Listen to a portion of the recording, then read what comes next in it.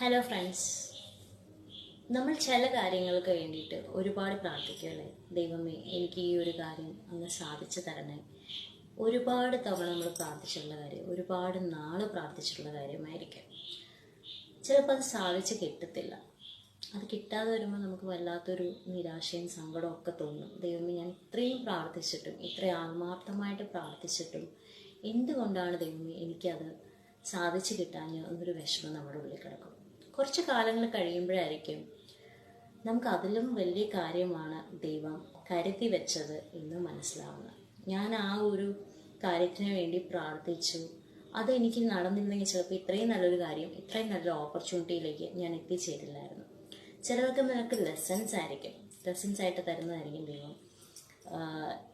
ഈ ഒരു വഴി കൂടെ പോയാൽ നിനക്ക് ശരിയാവില്ല, ഈ ഒരു ഓപ്പർച്യൂണിറ്റി, ഈ ഒരു വേ ആണ് നിനക്ക് നല്ലത്. അപ്പോൾ എപ്പോഴും ദൈവത്തോട് പ്രാർത്ഥിക്കുക, അങ്ങയുടെ ഹിതം എന്നിൽ നിറവേറണമേ എന്ന് പ്രാർത്ഥിക്കുക.